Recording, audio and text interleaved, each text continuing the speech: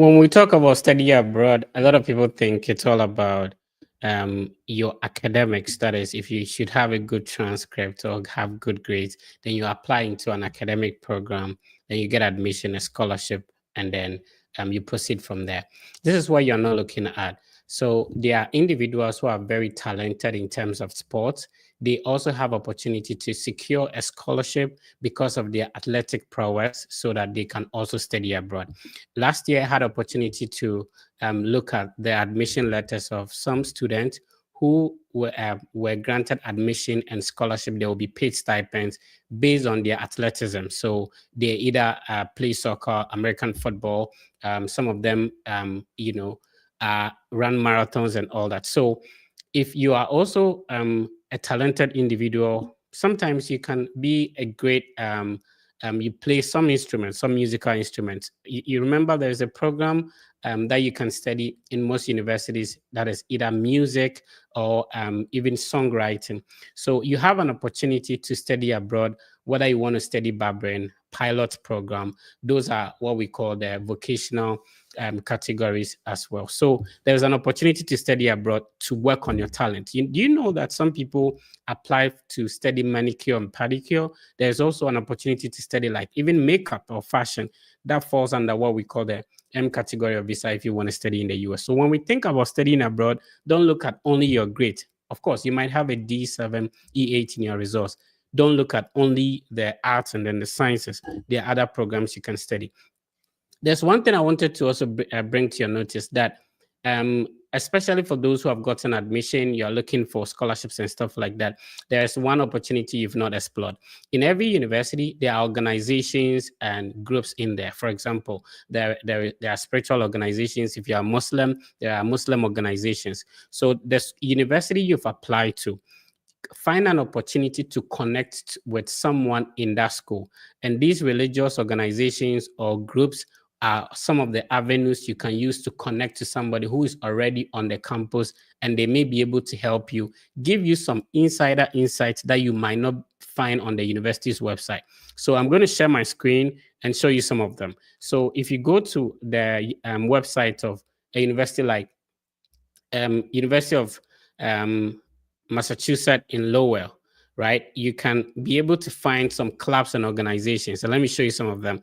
We have the African Student Association of Students of African Origin, the Black Students Union, Cambodian American Students Union, French Club. So imagine that you've gotten admission, you have no idea how things work. You are trying to reach out to professors, they are not working.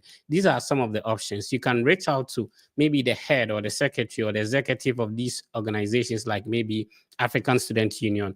If you go to Ohio University, there is, a Christian service union that you can message them. Hey, I've gotten admission. I need help to go through this process. You are in the school. Can you help me out? I think if you can utilize this opportunity, it's going to help. I know it's a long intro, so let me bring my guest on and then we get started. If you're just tuning in, welcome to the biggest study abroad content platform. And this is the Study Abroad podcast with the Fred Effect. A lot of people have gone through the study abroad process.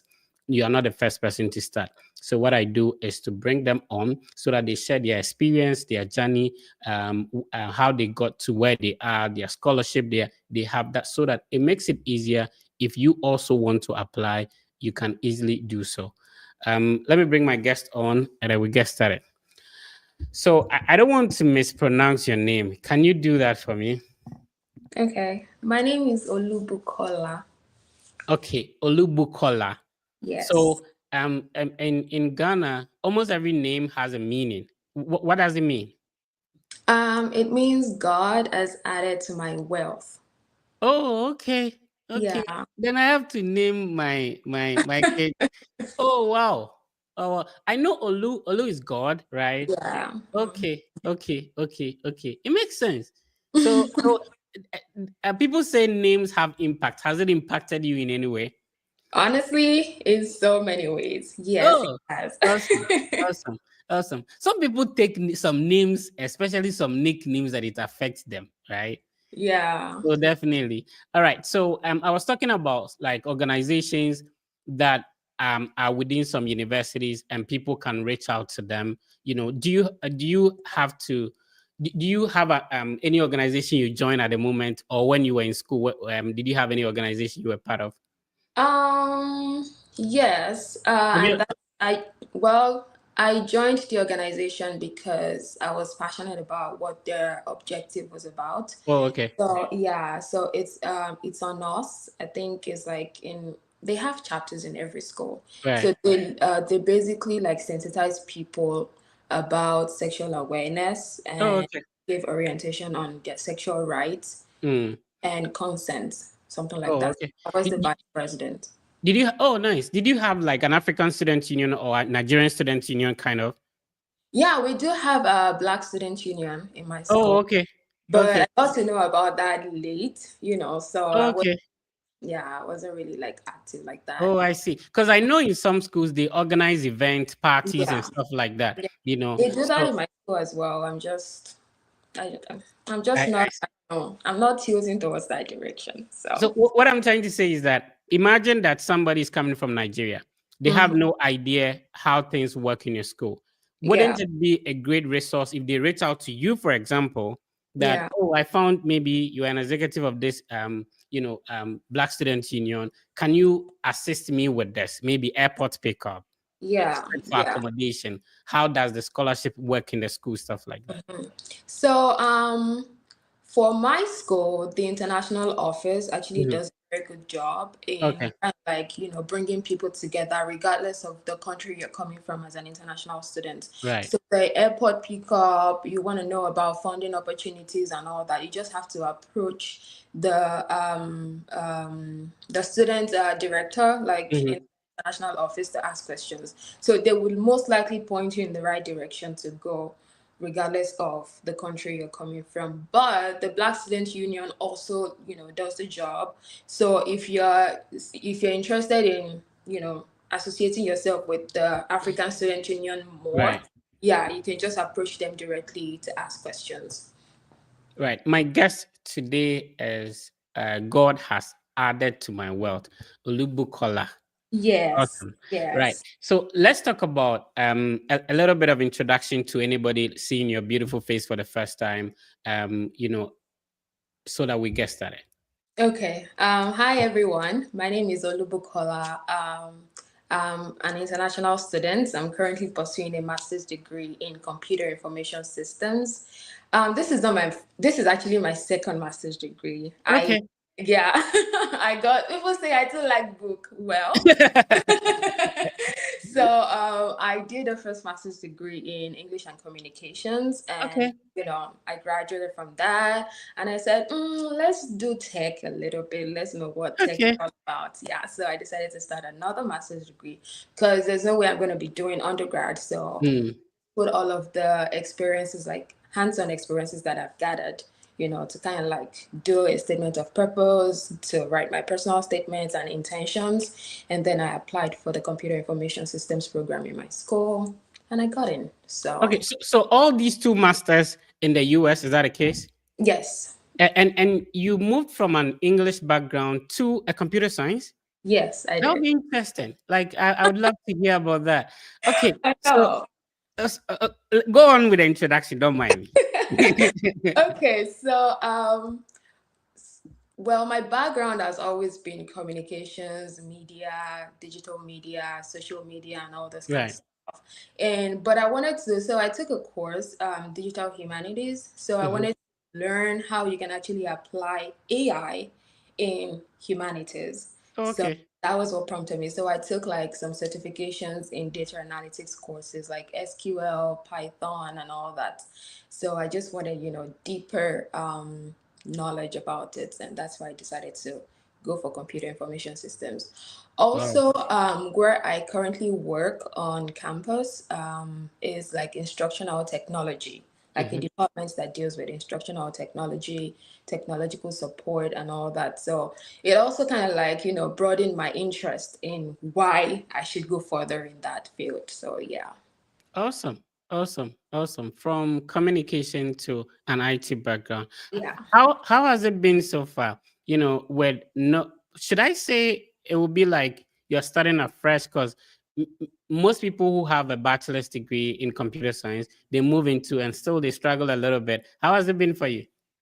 Um, it's been kind of hard, but I Yeah. knew what I was signing up for, so I mentally prepared myself. And then before the program officially started, I was Hmm. taking like bits and bits of courses online just to prepare my mind. So I did like a data analytics certification course, and I took Excel, Power BI, SQL, Python, And then before that, even while I was still doing my first master's degree, I took a Hmm. class programming, programming one. So it also kind of like prepared me, for the advanced study in the courses. I also did another crash course in SQL because that's like a field that I really want to explore more.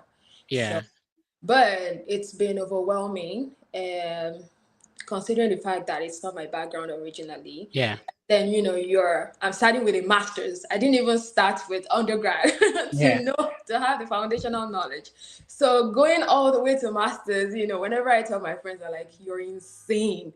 How Yeah. did you just transition like that?" But I guess it's just, when you want something, you go all in for it. So I guess that's Wow. my case. Yeah.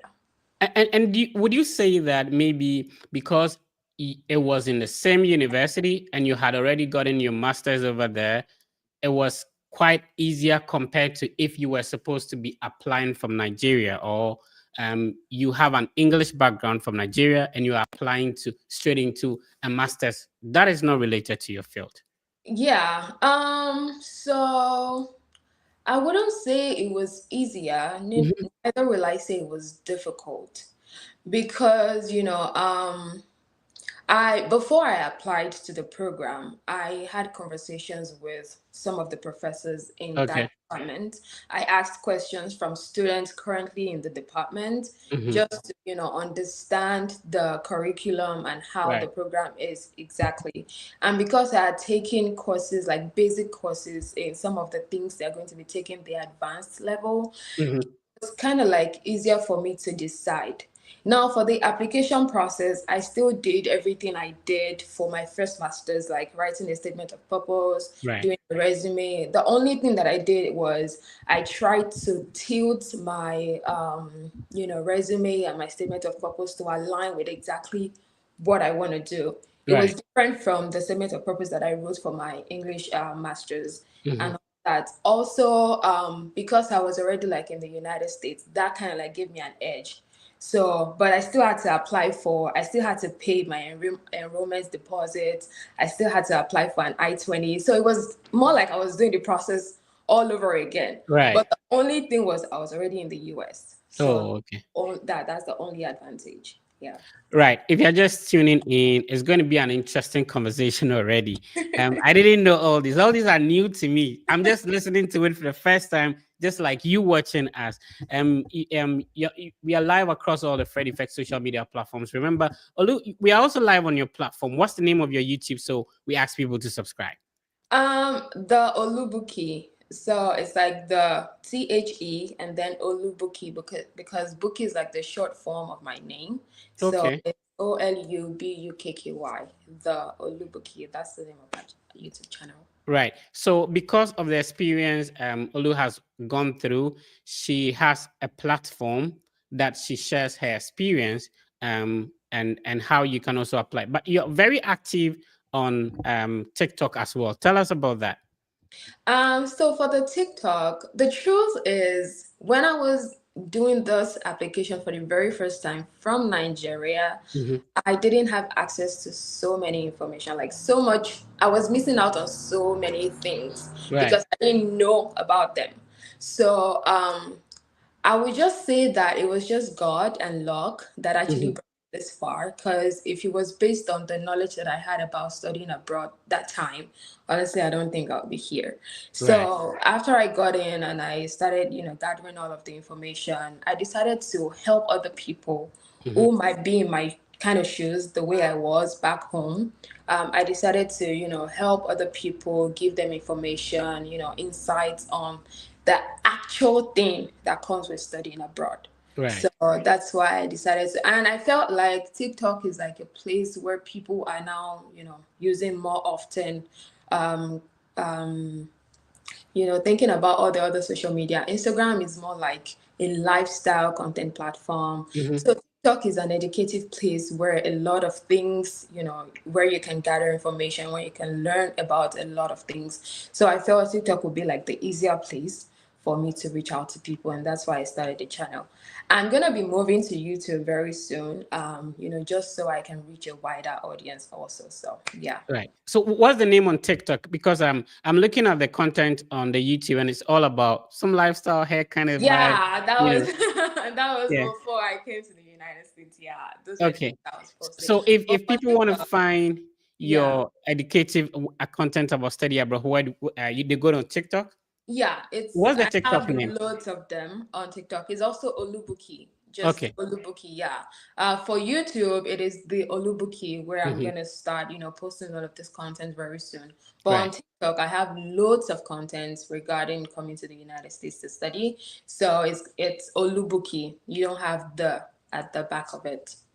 All right. So I love it when people have been through a process, they don't gatekeep, and then they try to share ideas and information on how people can get it done. And there's no better way to get to know how things are done than somebody who have been through and telling you this is how I did it. I mean, Yeah. so God bless you for doing that. So go on TikTok and search for the Olubuki, no Olubuki, right? And Yeah. then you follow on TikTok. A lot of insightful ideas. There was a time I cited one of your TikToks and I decided this was very impressive. I decided to post it. And I love the way you shoot it. You just go randomly, go stand in front of a mirror and you talk. You talk. So some of us take the content in very high. It's not that it shouldn't be that hard. And it shouldn't be just Yeah. all the lights at my background and then I know, I like the way right? you do it. You go stand in front of a mirror and you just talk. That morning, I was in the bathroom. I was Yeah.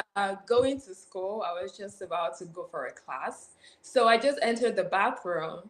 And then the idea just dropped in my head. I was like, this is something I can. And I'm not this kind of person. I'm not someone that would, edit, kind Mhm. of try to fine tune anything. As Yeah. it enters my head, I do it and I drop it. The only thing is, I try as much as possible to look presentable in the videos. So I was in the bathroom and the idea just dropped. I just took up my phone and then I faced the mirror because I wanted to see what I was doing, and I Yeah. just recorded it. I was gonna make that my signature, like the mirror kind of content, Mhm. but it's not every time you go to the bathroom now. So so yeah. Yeah, but I feel like that was a very insightful tip. So go to TikTok, search for Olubuki. You find very insightful content over there that will help your process. All right. I was trying to see if I could pull up one of the videos. This is a one-man production, so I do everything on my own. I am trying to be present a lot of things at the same time. So I'll Yeah. see if I can pull one of them up. But one of the questions I ask everyone is what ignited your interest to study abroad? Talk to us about your background. Where did you have your bachelor's degree? Where are you originally from? And what actually pushed you to want to say that I want to study abroad? Okay, so I'm originally from Nigeria. I was born in Oyo State, Ibadan, precisely. Right. Um, Shout out to my well, Nigerian people in the building. They said Nigeria no, they carry last. Nigeria, no, they carry last. Okay, so I obtained a bachelor's degree Yeah. from Obafemi Awolowo University, Great Ife. Shout out to everyone watching. Great Ife, Great Ife. So I got a bachelor's degree in linguistics and African languages from Obafemi Awolowo University. I've always loved media. That's the Mhm. truth. I've always loved. In fact, at a point, I thought my calling was to, be an OAP. Yeah. And that so I got my bachelor's degree from OAU.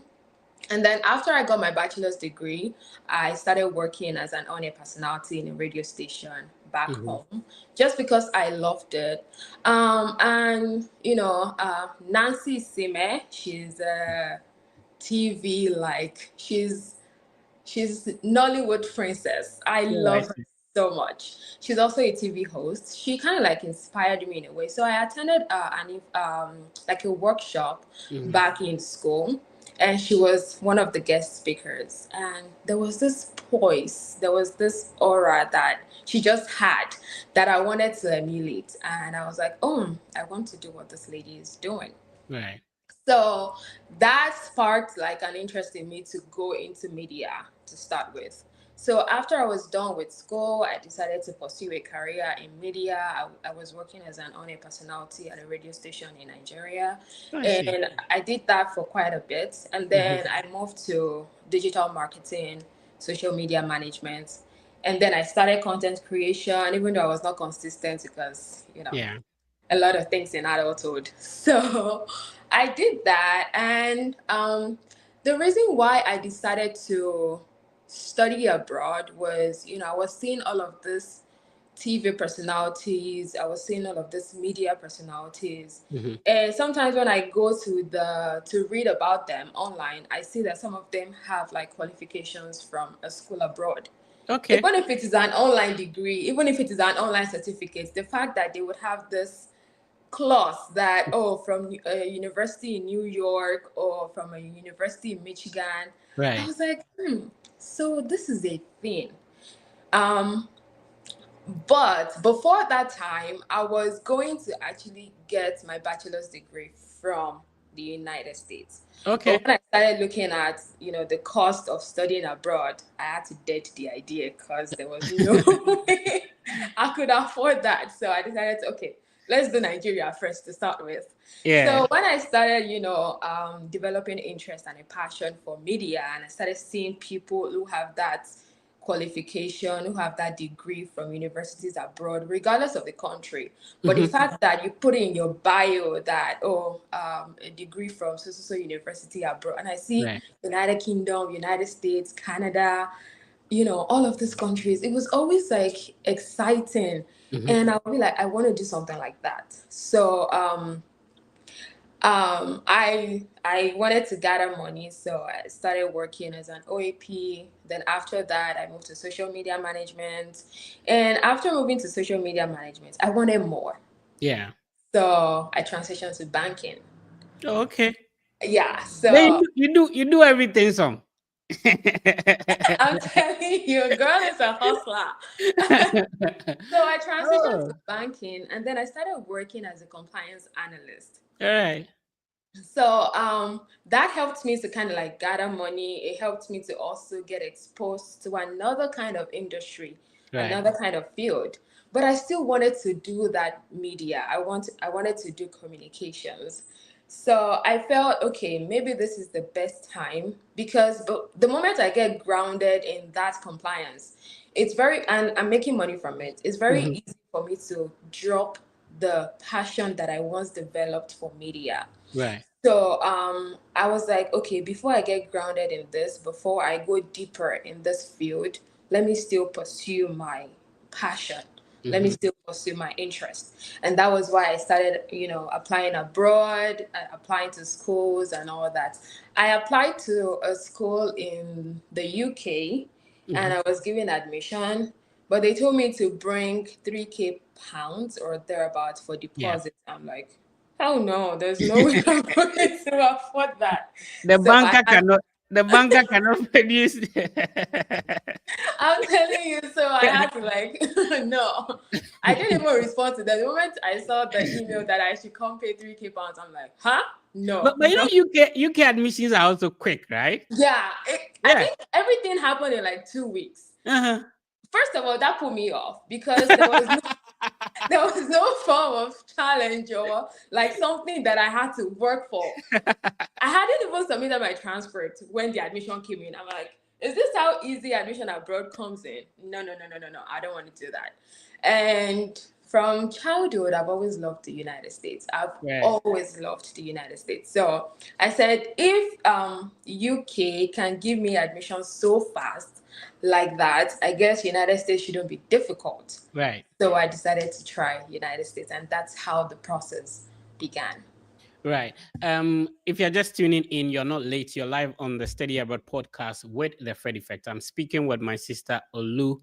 Olubukola, Yes. Olubuki. Yeah. Did you have a nickname back in school? Yeah, Buki. Just well, it's not a Okay, nickname, but right. it's just the short form of my name, Buki Buki. How about an English name? Well, I have two. I Uh-huh. have Clementina, and people call Okay. me Tina. Tina. I still have friends who call me Tina out till date, and then other people, my English, my Christian name, Mhm. Debbie. So it's Debbie. Deborah. Yeah, so they call me. Oh, okay. Because I was going to say that your name is already home ties, like a form of home ties for Visa Internet. All right. Yeah. So I'll go with Debbie. So I'm speaking with Debbie. If you're just tuning in, I'm having a great conversation, and I love it when I talk to very intelligent ladies. Like gone are the days where ladies are waiting to be married before, but I just few minutes conversation, and I see how in depth and intelligent you are, and the crazy idea of moving from communication to IT. That was.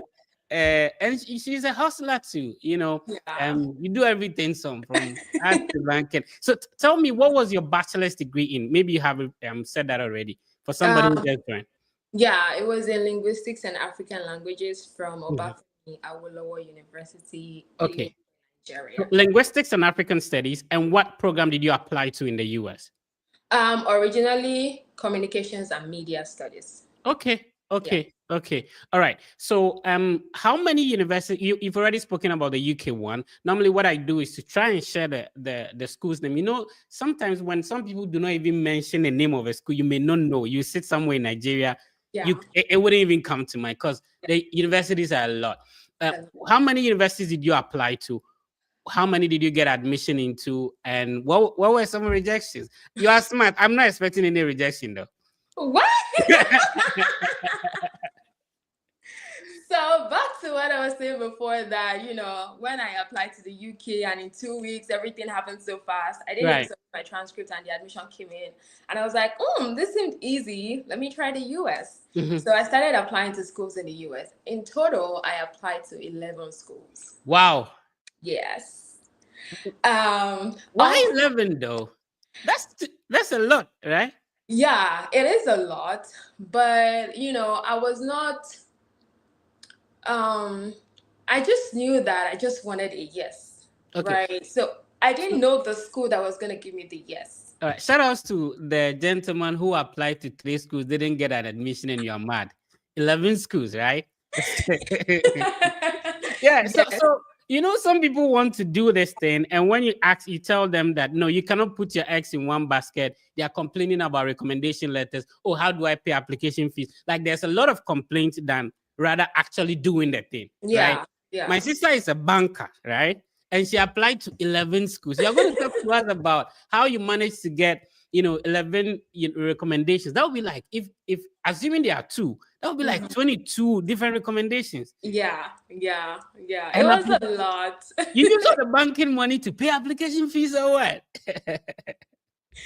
Oh my goodness. When you're determined to do something and get it, I think that was the case for me. I'd always wanted it, so I was determined to do everything in my power to get it. I, Um, I love the way you blend the Nigerian accent with the American accent, I have to because sometimes when I'm talking to my colleagues at work, they're like, "Huh? Yeah, Can I hate you say that. it again?" I'm like, "Oh my I god." hate that. I hate that one when people tell me, huh? Come again. And even if you answer questions in class, they don't hear you. Yeah, it's like Crazy. Anyway, so I have we wouldn't loud that. We wouldn't like no, we wouldn't. not All right. yet. Sorry, Okay, I keep on interrupting. I'm just enjoying the conversation. yeah, no. Probably, I'm enjoying the conversation than maybe the people listening. Maybe, yeah. So let's go on. Okay, so because I was determined to get it, I needed to do everything within my power. Right. So the first thing that I did was I kind of like highlighted schools that give um free applications and Hmm. ones that I have to pay application fee for. Okay. Then I had a whole notebook, like a whole notepad dedicated for the process. Wow. So I started listing out schools with free applications, the one that I think I could get application fee waiver for. Well, before I knew that there was anything called application fee waiver, I applied to a school, George Washington University, Mm-hmm. and the application fee was like $80, if I'm not Yeah. mistaken. But I knew that there was no way I could afford to pay that. Oh, So no okay. one told me about it. No one, educated me on the process or what to do. So I just used my initiative, and then I just sent an email that I know I'm supposed to pay an application fee, to get my application submitted and reviewed. But Mm-hmm. at the moment, that time, there was like, there was a time in Nigeria. Shout out to Nigerians listening to this. There was a time in Nigeria where there was like a cap, like a restriction on international transactions. You could only do Okay. $25 per transaction on your debit card. So that was actually what prompted me to, send that email. So I sent the email to the admissions coordinator, that there was a limit on transactions, Right. international transactions on debit cards in Nigeria, and we're only allowed to, do a transaction of $25. Mm-hmm. So I told my request that time was that if I could pay $25 for the application, or if they could waive it for me. Right. That was, I just wanted to test the waters. So I Okay. sent that email, and I think after a week, I just got a response that my application fee has been waived, that I Wow. don't need to pay any application fee. Then a code was attached that once I want to submit, I should just put in the code and I'll be able to submit my application. So I was like, so I can be getting free application. That was how I got the cheat code. So I kept that Oh, in my okay. left hand. So I kept that in my left hand and like, oh, yeah, okay. So after that time, I started listing out schools with free applications and schools Mm-hmm. that I had to pay application fee for. Although my strategy did not work for all of the That's good. schools, Yeah, because some schools were hell bent on you have to pay the application fee. We cannot that's waive it good. for you. So for those schools that I know that they offered the exact program I wanted to do with the same curriculum that I wanted, I Mm-hmm. was forced to pay the application fee. So I will reach out to some friends who have like dollar cards, and Okay. they would, help me make the payment. Right. And I was able to pay application fee to some of those schools. But the other ones that I had that had free applications, Mm-hmm. some that waived the application for me, I also proceeded with submitting my applications to those schools. So yeah, Oh, okay. Okay. total, I applied to 11 schools. Now for the recommendations. We'll come to that. So normally, what I do is I want us to mention the names of some of the schools because Okay, for somebody watching us, no hearing about this process for the first time, they want to hear what are some of the names of the schools. of the schools. So Okay. let's talk about where you are at the moment, and then we go to the other schools that you apply to. Okay, so I'm currently in St. Mary's University in Texas. Okay. That's where I'm currently studying my computer information systems master's program. Oh, Um, okay. and And the schools that, let, uh, let, let me share that, and that's okay, that's and why do people think that private institutions do not give scholarships? they do. Trust Yeah. me, they do.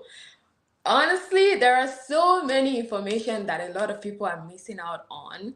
And Yeah. I think that we that have experienced it, it's a good opportunity for us to give back to the community Yeah. when we share insightful information. Yeah, that's my goal. I'm so happy I'm a part of that community. So, sometimes we have to share insightful, information to people just so they can learn Yeah. about the studying abroad process. But at the same time, I get the reluctance and all that, because some people are quick to judge. Yeah. The moment you get access to an opportunity and you're exploring it and you want to share to other people, there are two things. One is either they criticize you and say, oh, they've started, though, they'll just carry their phone and start recording and start posting on social media. I don't know. I got that vibe on my TikTok. There was one time I posted a video, and then someone made a comment and said, when did you even enter the US that you're already posted? I mean, I was already like close to 2 years in the US before I Yeah. even posted anything on my TikTok. Yeah. So I just responded to the person that if you don't know something, just shut up. Yeah. You don't I have to. I approach it in a more different way. Like I feel like whatever you put out there, right? So this education that we are putting out there, there's still somebody who will be hating on it, right? Of So course, for of course. me, I focus solely on the positive side of life. There's Yeah, no negative energy. Of course, the block button is there. You know, yeah. and then not everything is for somebody. I remember some people would want us to be at where we used to be forever, right? Mm-hmm, When I mm-hmm. came, I posted a picture, and then somebody told me if I was in my village, would I have posted a picture? Like yeah, it's part of it. But that is human for you. Not Yeah. everybody will see. So I'm glad you are sharing this. Talk Mhm. to us about your university. So, St. Mary's University is located in San Antonio, Texas.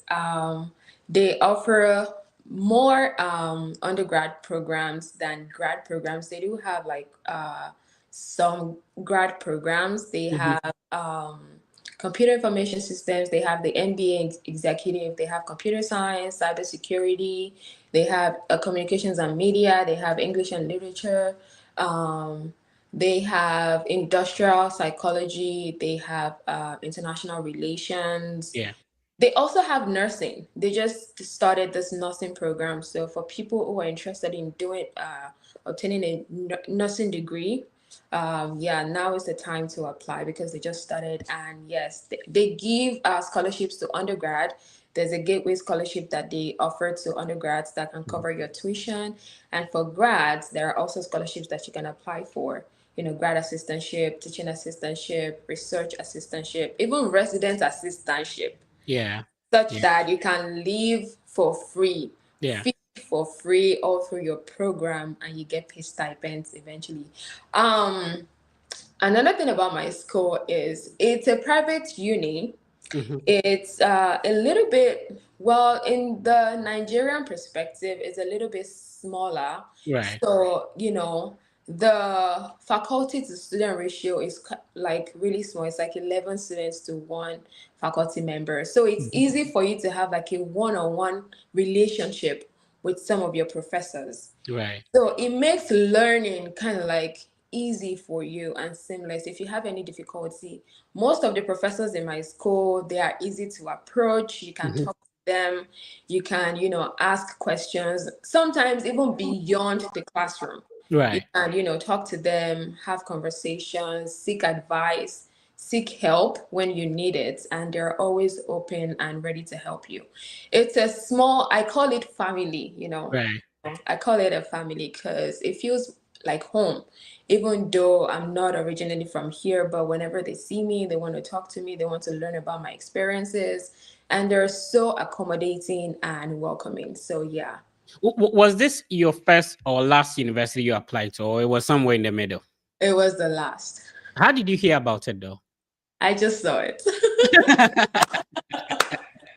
Okay. All of the top schools that I had in mind, all of them kept serving me breakfast. They kept dishing me rejection letters, rejection emails. I'm like, ha! This study abroad, I hope the dream is not going to die like this. So, fortunately for me, there was just one day I was just surfing through the internet and Right. I just saw the school, St. Mary's University.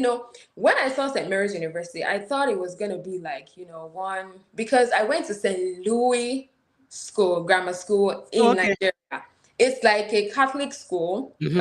secondary school now for my Yeah. high school. So it's a Catholic school. So there was this impression I had about Catholic schools, right? Hmm. Because of my experience for my high school. Right. So when I saw St. Mary's University, I'm like, ha, this St. Mary's University like this. I hope it's not going to. Yes, it's a Catholic Marianist university, but they are not, it's a liberal school that accepts you regardless of your religion. I mean, I have friends and classmates from Asian countries. I Hmm. have friends and classmates from Iraq, from Iran, so from Saudi Arabia. So they're not like discriminating or saying, oh, you have to be a Catholic before we can offer you admission. No. So I just saw the school and then I saw that they offered communications and media. I'm like, how come I did not see this school all through when I was doing research? And so I just, and it was so good that even to apply to the school is free, Yeah. Okay. of regardless of the program you're applying to. It is free application. Let's make it clear. Is it free now, or it was Yes, free as at the time you were applying? it has always been free. It has Okay. So always been free and I there are a lot of people who come at me. Yeah. So let me make you bigger on the screen. Let's talk about this. okay. So there are a lot of people who come at me when I have the opportunity to share, a school waiving application fee. And Hmm. people think that, and for example, people would look down St. Mary's because one is a private school, Yeah, two, they are waiving application fee. Oh, yeah. then it's not a good school. This is because when I was in my village back home, like the lady told me, if I was in my village, I, I didn't have a MasterCard or Visa card. And Yeah. if you have a bank account in Ghana and you do have the card, you Hmm. have a monthly bill that you are paying. I am now doing national service. How do you call it in Nigeria? When you graduate from bachelor's degree and then you have to serve the country, how do you call it? Yeah, National Youth Youth Service. service. Good. Yeah, So NYSC. I was a national service personnel. The amount I was receiving is not enough, and then Hmm. they don't even pay on time. So I didn't know that your strategy that you use, that is even asking that Yeah. can I get a waiver, or finding a school that, because in Ghana no school, you can't apply to any school for free. Wow. Oh no, you cannot apply to it. If you are going to a training college, there are forms you have to. So there are literally people who are unable to, start the application Hmm. because their parents cannot afford the application fees to Yeah. apply. Yeah. Yeah. So when you find schools that are in the US and they are like, okay, we are taking off the application fee, it's not because they don't need money. It's some Yeah. sort of reducing the hurdle, like Yeah. somebody who do not have MasterCard to pay. But people come at me and say, oh, those schools you will not get scholarship. Here's my sister doing two masters, did not pay application fee, and still have a scholarship. Yes. Right. Yes. I do. Anyway, I am very passionate about this thing, so just forgive me. All right, let's go back to St. Mary's now. I'm loving your school already. Thank you. Yeah. So I wanted to find out how did your scholarship come by? Is it that when you gained admission, because there are a lot of people who have gained admission watching us now without a scholarship, did Yeah. you have to interview for a scholarship, apply for the scholarship separately, or it was automatically added to your admission? No. Honestly, when I got the admission, I did not get any scholarship. There was no funding. I went for my visa interview with a cost of attendance of $37,100. Okay. Mhm. So I went for my interview and then I submitted bank statement and all of that. But when I resumed to school, when I got to school, Let's pause there. You have a lot to share today. With yeah, the perception that with no scholarship, my visa will be denied, you yeah, went for, and this is Nigeria embassy. I know. And you know, you guys, maybe Debbie, you have to do something about it. Your currency is plenty. You know, Yeah, yeah. So that would be what, 55 million naira, or what? yeah. It was about at that time it was a total of 30. Something Uh, something million, right? yeah, it was like 35 or something You million. guys It was should a lot. reduce. You should do redenomination or something. Like you should reduce the zeros at the back of your money. Oh my God. You should learn from that from Ghana. That one, because anyway, so and that is interesting. Like, Yeah. what confidence would come on you that, okay, I don't have scholarship. There is this perception out there, which is erroneous, obviously, that if I don't have a scholarship and I hold a bank statement, I'm going to be denied at the embassy. Yeah, the perception is so strong, and I'm still like looking at a good way to kind of like counter that to help Mhm. people understand that the status of your funding or scholarship does not determine your visa approval. It does not determine anything. So, I remember when I got the admission, it didn't come with funding. and then I had to, after I got my I-20 and I Mm-hmm. wanted to prepare for my visa interview, a lot of people discouraged me. A lot of people told me, you're going to get denied, you're not going to get your visa Shout outs approved. to them, by the way. Yeah. So they were like, you're not going to get your visa approved, blah, blah, blah. And I was so scared that I even applied to another school. At that point, As a backup, yeah, right? hoping that I was going to get, admission and funding before I eventually go for my visa interview. That school still served me rejection. Even my backup could not back me up. It was so funny. So, That's some bass. That's some bass. I don't know. There's this content idea that I was gonna share, like in the coming week. Right. Sometimes when you have an intuitive feeling, when you have this gut feeling about something, don't question it. Sometimes, especially if you're a believer of God, sometimes it is God actually pushing you to do that which will take you to the next level He's preparing for you. Yeah. So I had that feeling that I'm just going to go for this thing, regardless of what people say. Mm-hmm. I didn't even know that, they were just telling me if you don't have funding, you're going to get denied, blah, blah, blah, and all that. So I was super scared. But at the back of my mind, I just had this feeling that they're not God. They're not the Yeah. ones that would determine my life, my Yeah. destiny. I'm going to go. The highest that would happen is a no. Yeah. That's the highest that would happen. But I mean, I wouldn't know if I would get a yes or a no if I don't try. So Yeah. that was my motivation. And I said, okay, if I try it and I get a no, that's fine. I guess I'm going to try some other time. And if I go and I get a yes, that means I'm moving to another level. Mm-hmm. So I just decided to just go for it. My interview, all of the interview combined, Mm-hmm. did last 3 minutes. Wow. It was Wow. not up to 3 minutes. And Wow. then the visa officer just told me, congratulations, I'm going to be approving your visa. Anything she said after that time, I did not hear.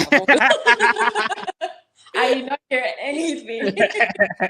I just took my white paper and off I went. So, yeah, and that kind of like proved a lot of things wrong. Yeah. It was like it gave me that certainty that Mm-hmm. whatever people say does not determine anything about you. Exactly. So it gave me that perspective that whenever I want to do something, don't listen to the rumbling and grumbling of Yeah. people. Yeah. Just follow your heart, follow what you want to do. The highest you will get is a no. Yeah. And no has not killed anybody, and it Mm-hmm. will not kill anybody. So you'll be fine even if you get a no. So Right. that was what my motivation was, and I went for my visa interview. I have a friend called Unless They Kill God. That's the nickname. Shout outs to him, by the way. Unless They Kill God. I'm really impressed. You're a very intelligent lady. And I'm glad I have opportunity to interact with you. If you're just tuning in, I'm speaking with Debbie. And she's sharing a very insightful experience through this journey. For somebody, pursuing her second master's, this is an intelligent lady. She has a TikTok account called Olubuki. I like the way she makes her videos. She makes it look simple. She doesn't make it complicated like how I make it seem. Yeah. Sometimes I could just change my clothes like 3 times before I shoot. I shoot and then I'm go like, nah, this one is not nice. The stress in this content creation thing, eh? Oh my God. Yeah, it can be stressful, honestly. It can be very stressful. But I'm just like, if they don't watch it, they don't watch it. Yeah. I put it out there. So Right. So every week we select one person who goes through the study, who we mentor through the study abroad. So if you click on the subscribe button, if you like, if you comment, if you follow, then automatically you get to join. Remember, we are streaming on Olubuki's platform as well on YouTube, and please go subscribe the Olubuki. Because of the hair content, I wanted to share it, but because of the hair content stuff like that, maybe you should start yeah. putting the study abroad on there. Um, Yeah. and the ladies too, because I know there are some of the skills you need to get if you're a lady, especially too, when you're Mhm. coming to study abroad. Know how to braid, right? Yeah.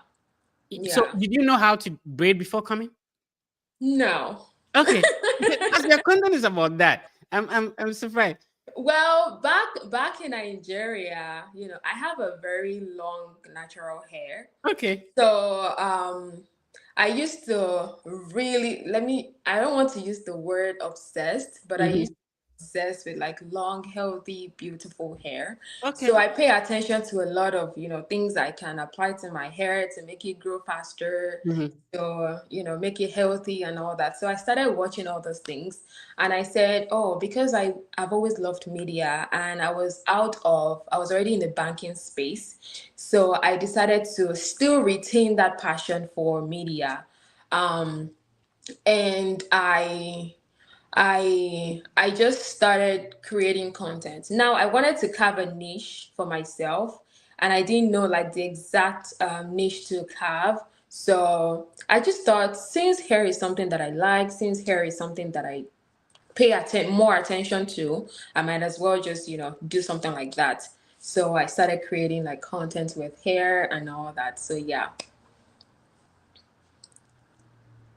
I think you're muted. This is one of the disadvantages of one man production. Yeah, sometimes I can be muted and be talking.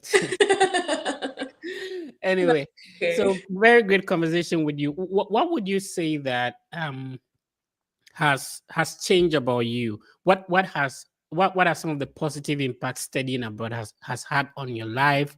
Maybe anything on your income, relationship, how your perspective about life.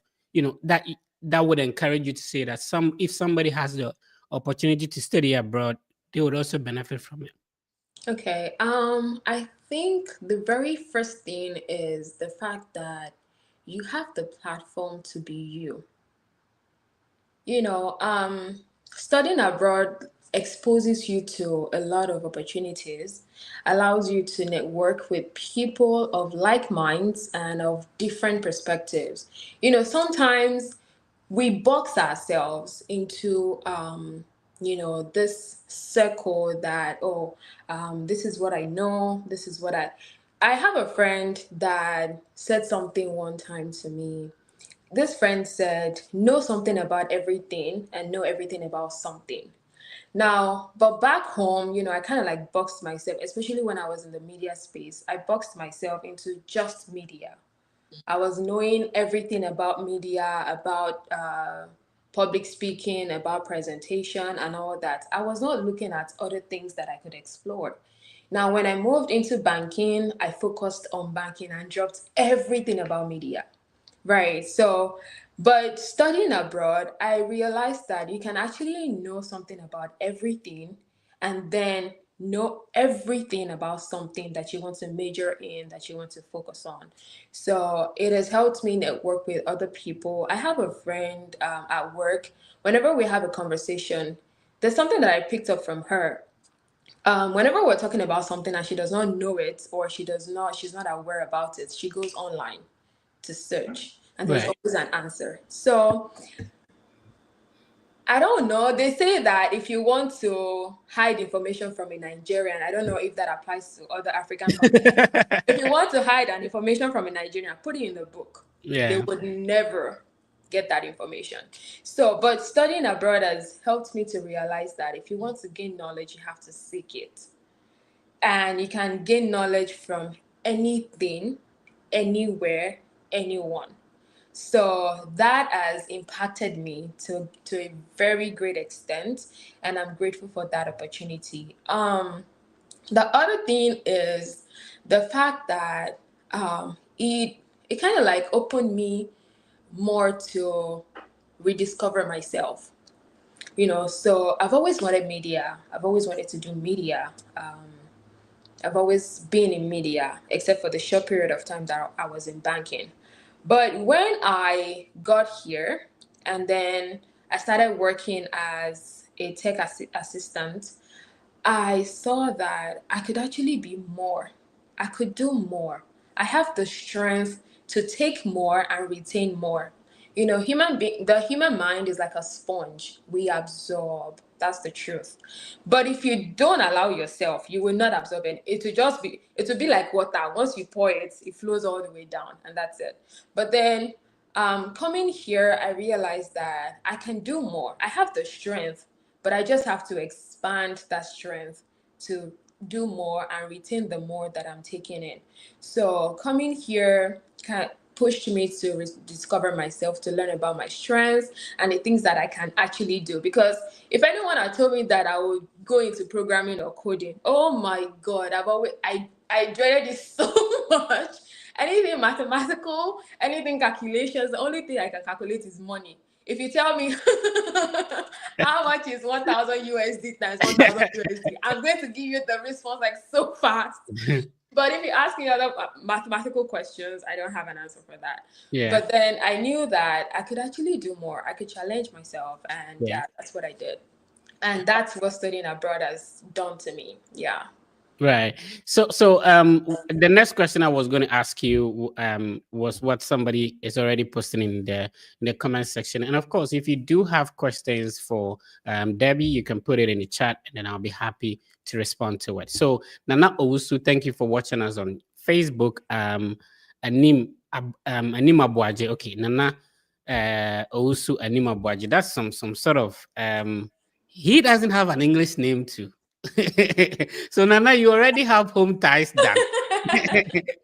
You don't have a Christian name, so your name already is home ties for you. So he's asking, so if you went for the interview without a scholarship on the I-20, how then do you say that you got it your full scholarship? So when I resumed to school, when I got to school, to be honest, when I got to school and I realized like how I needed to pay my fees, Mm-hmm. I was scared. Mm-hmm. That's the truth. I was very scared. But I did not close my mouth. I kept asking questions. I'm a very inquisitive person, and if you want to come study abroad, you should also develop that habit Right. because it would make you get answers to questions that would open you up to opportunities. Right. So I kept asking before after I got my visa, and then I saw that okay, I'm gonna need to pay my school fees. So my school does not mandate you to pay aside from the $100 enrollment deposits just to confirm Mm-hmm. your acceptance. You don't pay any other fees until you resume to school. Right. In fact, you still have like the whole of the semester to pay your fees. So I was scared, and then I started asking questions. I started talking to people, and it was it was funny because I resumed in the summer semester. So Okay. the school was dry. The school was quiet. It was empty. There was nobody to talk to and all that. But the few people that I met with, I was telling them about my situation. Oh, Mm-hmm. I just resumed. I'm an international student. I don't have funding. What are the funding opportunities available on campus that I can explore? So, and after I got my visa approved, I started like reading about how to get scholarships and all. So I met with a lady, shout out to Nadine. Mm-hmm. In case she comes across this video, she was very helpful. So she's also an international student. She's currently doing a PhD. She just told me about the GA opportunity on campus. Right. And before that time, I did register on Handshake because Mm-hmm. after I got my visa, I got an email from the career center in my school that, oh, I can register on Handshake to see job opportunities that are available on campus that I can Right. apply for. So, but I didn't know, all of the opportunities I was seeing, they were like part time. So Mm-hmm. I just needed something that would pay my fees. Okay. So when I came on campus, she graduated from my department that I just finished from.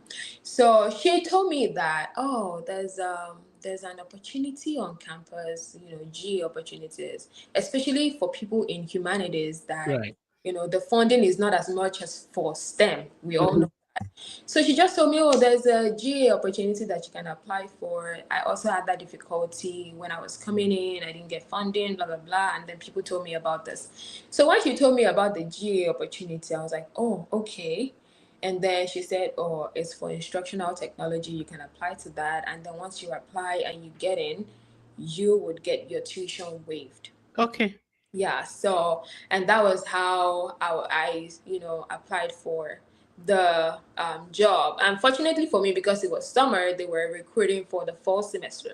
Mm-hmm. So yeah, so I just sent an email and then I made my interest known, and I applied and then I interviewed for the position and I got in.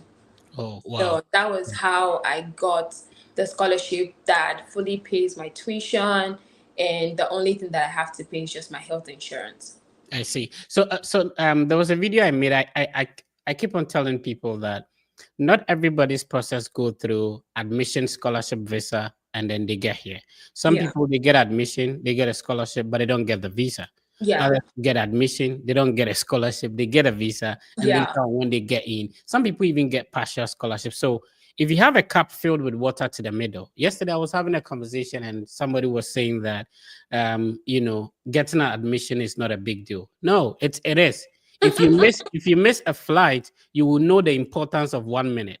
From where some of us are coming from, admission is a big deal. It's And, a bit. and sometimes maybe when we are blessed to be able to afford a car, we think bicycle is not necessary for some people. It is, right? So admission is a big deal. If you get admission, celebrate. From where if you've gotten some denials and then all of a sudden you start feeling cold or hot, you understand that admission is a big deal.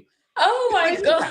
sister, in my village where I struggled to get internet connection, I've been able to apply and I've used my youth service money to pay, the whole month youth service, one application fee. Yeah. You get it? Like, and then I get admission and you say it's not a big deal. It's a big deal. It is a big deal. I got 9 rejections. Sometimes we just have to be So. grateful, like Mhm. just grateful for the little things, like the opportunity to apply, be grateful for it. Yeah. Just receiving the admission, there's no scholarship. My sister, be grateful, oh, be Yeah. grateful. Yeah. It starts with that. Yeah. If you had not gotten the admission, you wouldn't have ended up going even for an interview. Yeah, exactly. You know, Exactly. It's always like a step before the other. I exactly. remember during my application process, like it was so bad that almost every week I was waking up to a rejection email and I'm like, Mhm. what am I going to do? All I just needed was just one yes. That's the truth. All you need is just one yes. Yeah. Regardless of the funding status, you just need one yes. And once you get that one yes that you need, you can proceed. You can Yeah. go further. So yeah. And if somebody see you taking a picture in the snow, they don't know the 9 rejections. Yeah, they only see the snow picture. They don't see the 9 rejections, Yeah. right? Anyway, if you're going through the process, understand that rejection is part of it. It, it, Hmm. it is part of it. And Yeah. if everything we want in life was going smoothly for us, we wouldn't even enjoy the challenge. Like you Yeah. spoke about the Yeah. UK application, like it's nothing is challenging you, you know. Yeah. Yeah. Yeah. Anyway, Yeah. so let's talk about the other schools you applied to. I'm sure this is the first time somebody's hearing about your school. Tell them they are going to have a lot of pressure from people. People are going to apply. Anyway, let's go to the other schools, and just to mention them, I'll show it on the screen so that people get to know Okay. about it. Okay. So the very school that I applied to was George Washington University. I applied to that school. I also applied to University of Okay, Delaware. so because it's a one-man production, you need to be patient for me. Let me show Okay. you. Okay, Okay. so George Washington University. Yeah. I'm sharing it on the screen. Okay, so Okay. this is the website of George Washington University. This is Yes. located in GW. Yes. yeah, it's located in Washington D.C. Mhm. Yeah, it's a great school. Which other school did you apply to? I also applied to University of Delaware. Okay, what program did you opt for at George Washington? It was also communications. I don't remember the exact word or the exact course Mhm. name, but it was also something in line with communications. Oh, okay. So, Yeah. the University of Delaware has about 75% acceptance rate. It's located in Newark in Delaware. Remember, Yes. there's Newark in New Jersey. I've been to Yeah. Newark before, very beautiful place. And then Ah, there is Newark in Delaware. So that's the University of Delaware. Let's yes. move on. So, as you're watching us, please take your pen and a paper. This is an Right. educational platform. This is a learning platform. There are Yeah. some schools you never hear about it unless some people mention it. Mm-hmm. All right. Mm-hmm. So we go to the next school.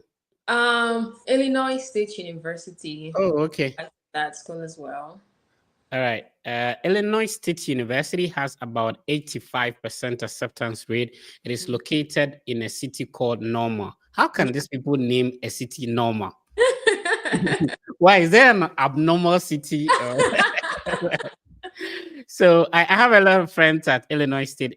Shout outs Yeah. to my sister at University of Kentucky. She had communication. They have a very good communication program. I'm sure that's where you applied to. Uh, University of Kentucky.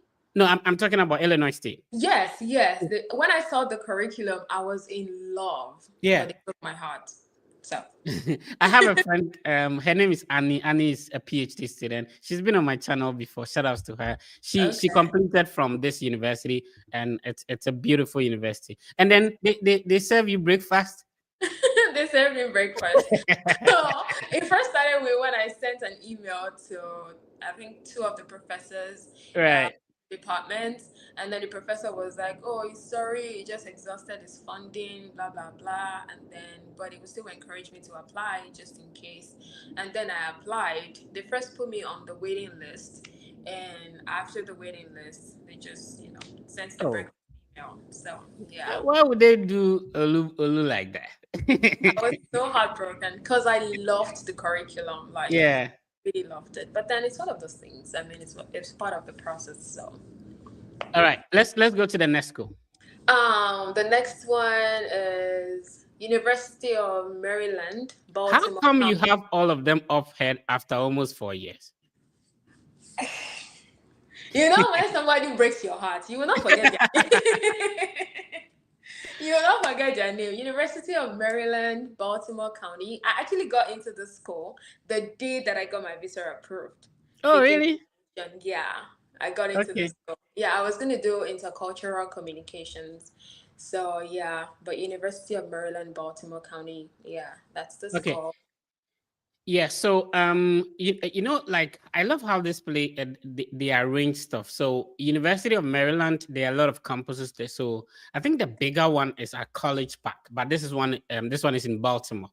So Yeah, yeah. um University of Maryland, so UMB, University of Maryland at Baltimore, and there's Hmm. another campus called University of Maryland at College Park. I Yeah. have I have a couple of friends on all these campuses.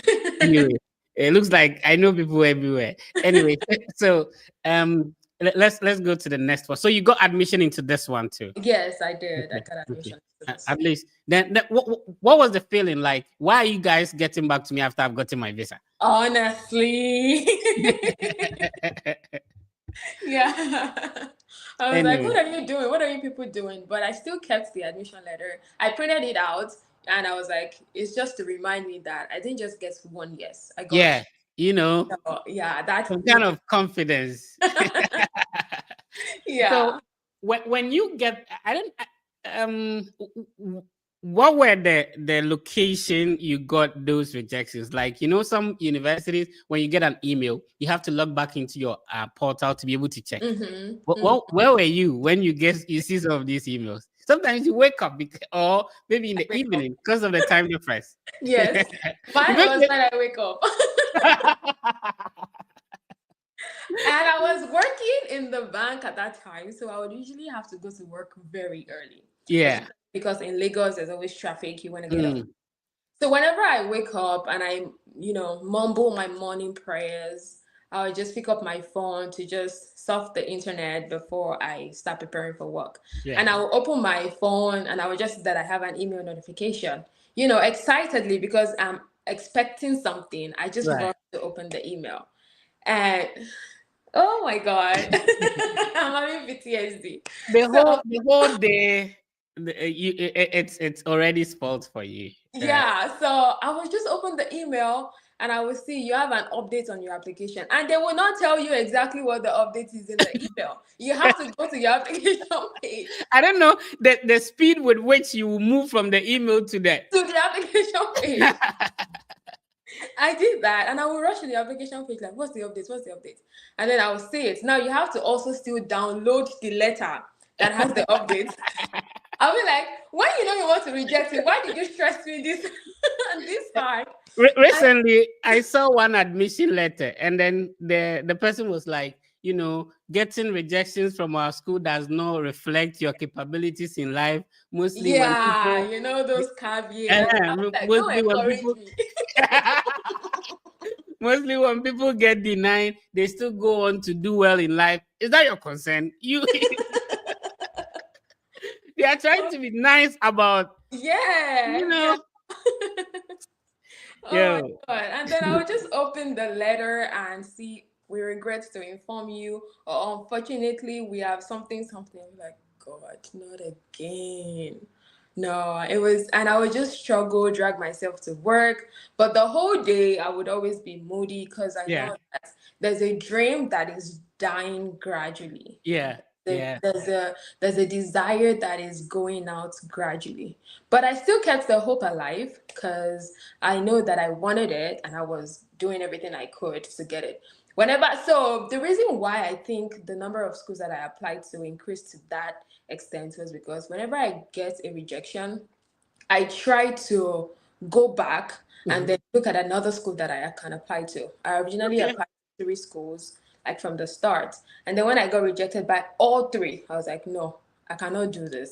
So I'll go back, look for another school, apply to another school, look for another school, apply. And that was how I kept going till Mm. when I got like so many number of schools that I applied to. Wow.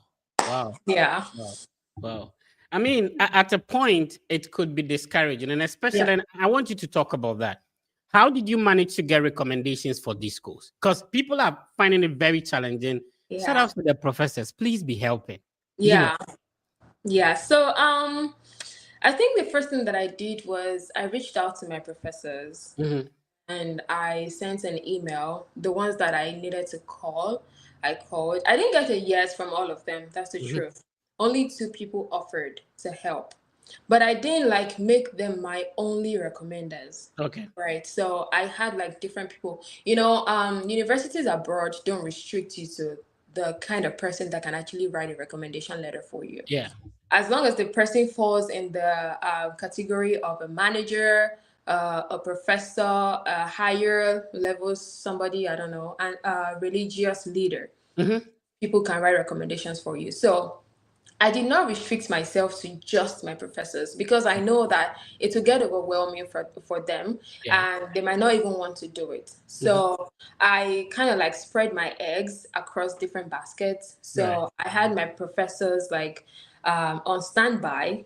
I also talked to some religious leaders on Mhm. standby. Then I also talked to, some senior colleagues at Right. work, so I just spread it across like that. So maybe if I do professor, religious leader, and a manager at work for this application, the next application I move to religious leader, colleague at work, and then I was spreading it like that till I Mhm. was able to get all of the recommendations that I needed for all of my applications.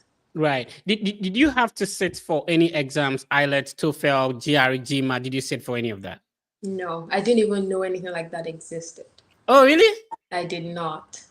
Oh, I I see. know. I know that people talk about IELTS, but I knew that IELTS is to test your English proficiency. Right. So in my head, I'm like, I studied linguistics, English to be precise.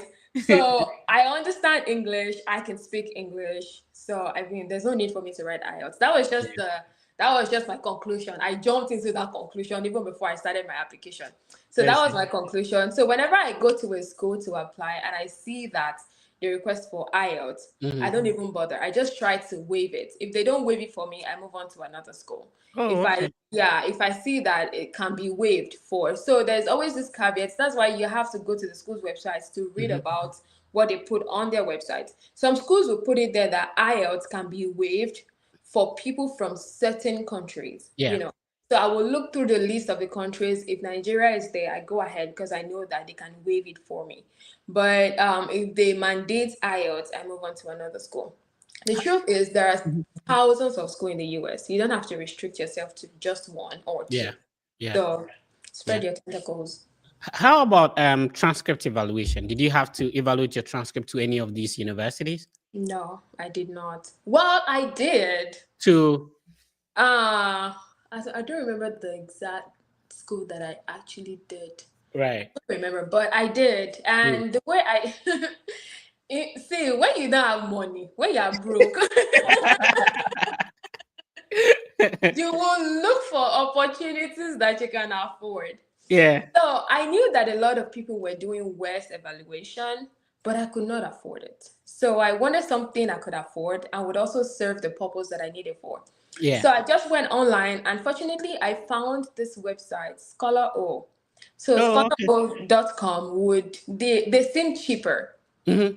So what I did was I wanted to test how the whole evaluation thing was. Mm-hmm. So I listed all of the courses that I took for my undergrad. So they have this free evaluation that you can do.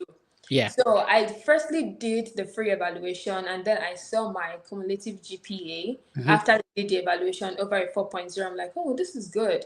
So I wanted like a copy.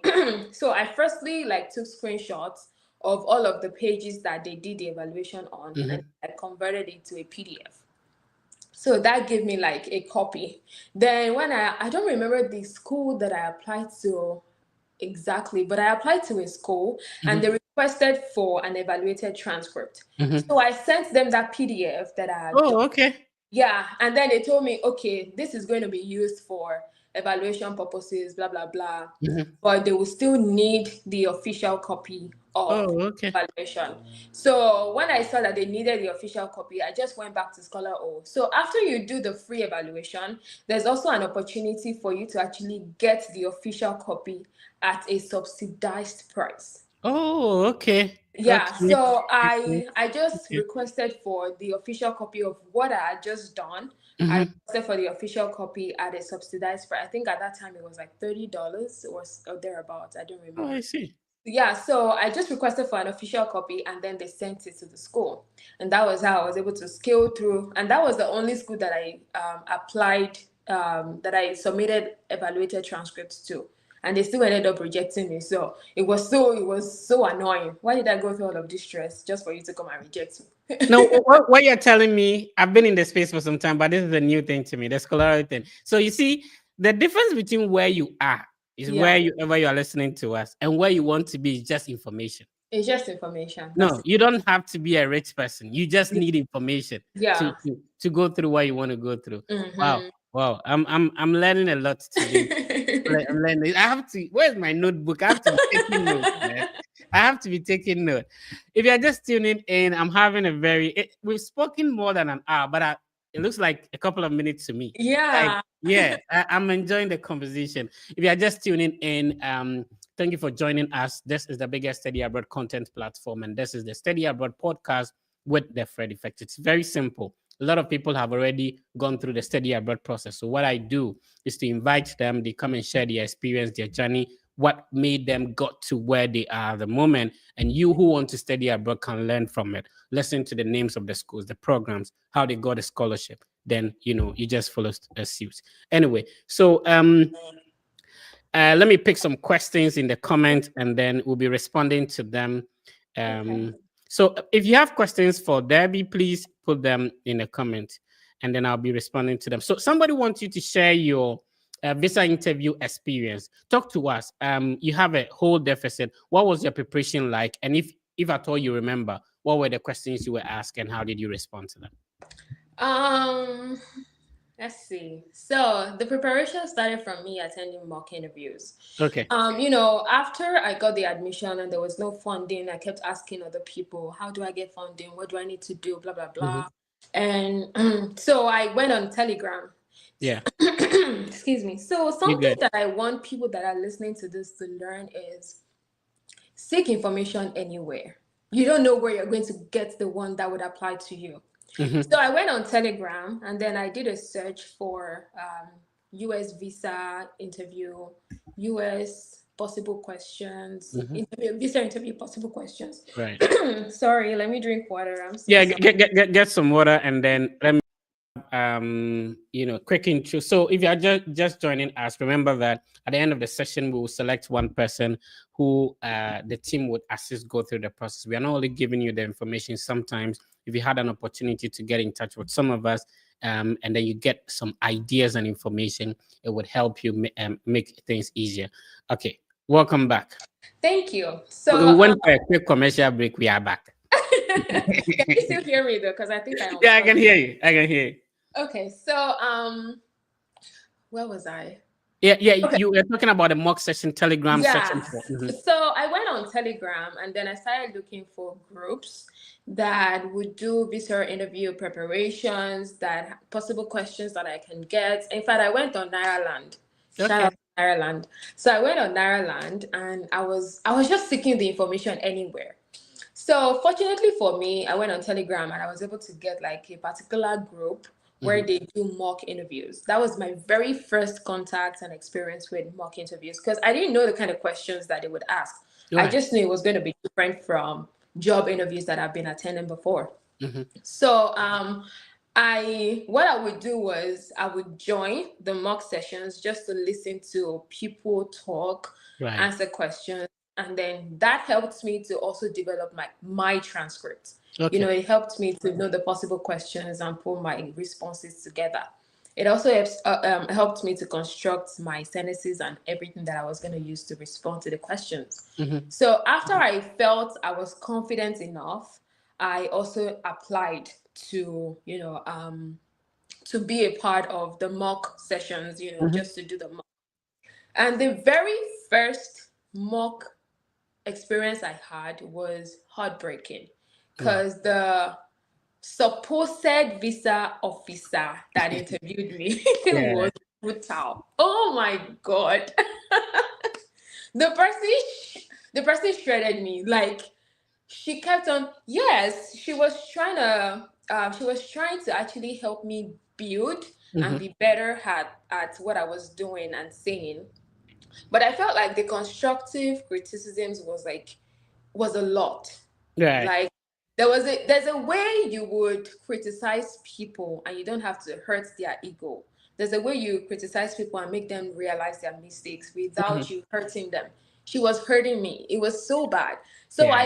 I lost interest in that mock. And then I was like, there's no way I'm going to be doing this again. So fortunately, still on the group, I didn't leave the group. I just did Mhm. not attend any mock sessions anymore. So still on the group, someone just shared like a WhatsApp group link, that for people looking for dates, Right. for interview dates. So I joined the group, and fortunately, those people also offer like mock interviews. Mhm. But because of my experience before, I stopped attending any mock sessions. I was only preparing on my own. So I would stand in front of my mirror. I would read the question out loud, and then I would say my answer. So it was like a call and response kind of thing, Mhm. just to build my confidence and prepare myself. So I was doing that over and over and over again for a long time. Right. And then I just said, okay, let me try this mock interview one more time. And I met a guy on the WhatsApp group that I joined for visa interview date search. His name is SK. I'm Yeah. very, very sure he doesn't remember me Yeah. anymore. But I met this guy and then I told him that it was always like responding to people's questions on the group. And then I just DM'd him and said, oh, I'm preparing for my visa interview and I'm trying to, do like a private mock. I didn't Mhm. want to do like a public one. So, and he said, oh, you can do that for me. So we fixed the time and he did it. So the way he, told me about my mistakes and how to go about them, they were different. Yeah. It gave me this kind of impression that I knew that, okay, I just need to adjust something little and all that. It did Mhm. not break my ego. It did not shatter my confidence level. And that was all I needed. So I started like getting better at how I was answering questions and Mhm. all. Then after I had the session with him, I also wanted to try somebody else. So I also reached out to one of the pioneers of the WhatsApp group originally. I also reached out to another person. His name is Tayo. Shout out to Tayo if he's listening to this. Yeah. So I reached out to him and I told him I want to do a mock, blah blah blah. He now said, "Oh, he's organizing mock for some people I can join, and then he Mhm. can interview me." And then he did the interview session, and it was good. It was like, "Oh, you're ready for your visa interview. Just go and get your visa." I was like, "Okay." And then that was how I closed the chapter for mock session. But even though I had closed the chapter with mock session, and that's because as much as you want people to correct you, you don't also want to go astray. Yeah. Because when you get correction from so many people, it would confuse you. That's true. So I just the first one that I got, I knew what I got from there. Then the second person, then the last person that did the mock session for me, I just put all of these criticisms and things to adjust. I just put everything together and I filtered to know what was applicable to me and what was useful. So that was what I did. Then to the actual visa interview. Right. When I got there, the I was interviewed by a very beautiful Black American lady. Mm. So when I got, let me even paint the scenario. So the embassy is an open place, right? Right. Yeah, there are so many people waiting to be interviewed. So I sat, and before that time, I had heard gist about how it could be very like intense and Mm-hmm. all that. So I sat, and people would go up and get interviewed, and you would even hear the response that the visa officers are giving to them. Some Yeah. would say, "I'm sorry, you're not eligible. You're not qualified for a visa right now. Try again." And there was this guy, it was all suited up, like he had full funding. And this guy was like two people or three people before me. And he went. And the confidence of the guy, like the way he said the answers, the officer just said, "I'm sorry, you are not qualified for a visa." How? Wow. In my mind, I'm like, if somebody that has full funding is not qualified, how much more me that I don't even have any funding? So, but because of, I think that experience kind of like increased my confidence as much as my nervousness. Mm-hmm. It was like both ends actually doubled. Like I Yeah. was more confident and I was more nervous. So when the visa officer called next, it was window 10 in Abuja. I went to Abuja for my visa interview. It was Windows 10. So I went to the place and then I saw this American lady and she was like, "Good morning." And I smiled. I was like, "Good morning. Can I have your passport and your I-20?" I gave it to her. And she said, "So why are you going to the United States?" That was the very first question she asked me. Um, and one thing I had learned before I went for my visa interview, because I was watching a YouTube video by Argos. Yeah. So yeah, so I was watching a YouTube video by them, and one of the visa officers said something that stood out to me. The person said, "You can use one stone to kill 100 birds during your visa interview. You can use one answer to answer like multiple questions that you can be asked." So it was like I was praying that, God, let me get the opportunity to use one answer to answer multiple questions. And then when I got to the visa officer, and the very first question she asked me was, "Why are you going to the US?" Yeah. It gave me like a platform. That's like a blank check for you Mm-hmm. to tell me everything you want to go do in the United States. Right. So when she asked me, "Why are you going to the US?" and then I told her, "Oh, I'm going to the United States to pursue a master's degree in communications and media studies at St. Mary's University, blah blah blah." And then I said, I answered the question why I was going to the US. I answered the question why I chose the school. I answered the question why I chose the program. I Mm-hmm. answered the question what I intend to do after the program. And I was so lucky because she didn't stop me. You know, Right. she just let me talk. So I was able to answer four questions with just that first question. So Oh. when I answered all of this question, then she asked me, "How do you intend, or who is going to sponsor your education?" And then Mm-hmm. I, "Oh, my father is going to sponsor my education." One thing that I also want to point out in this is that, as much as visa officers are painted in a kind of way that they might look scary, they are Mm-hmm. humans. Exactly. That's just one thing that I had in my head. This person is a human being that goes to the Definitely. bathroom. When the Mm-hmm. person is pressed, you go to the bathroom just like me. So why should I be afraid of you? So, and it was Nancy Simeon that gave me that idea. Thank you so much, Nancy Simeon. So, when she then asked me who is going to sponsor my education, I told her my dad is going to sponsor my education. And then I added a caveat, because I wanted to appeal to our emotions. Thank you, Mm-hmm. Holy Spirit. I say thank you to Holy Spirit because that was like a guide. So I wanted to appeal to our emotions because I know she's human. I Yeah. told her that, "Oh, my dad decided to invest in me for the last time before I get married." And that was it. So she smiled. It was like, "Oh, that is so cute," that kind of vibe. Wow. then she just kept quiet, and then she just continued typing.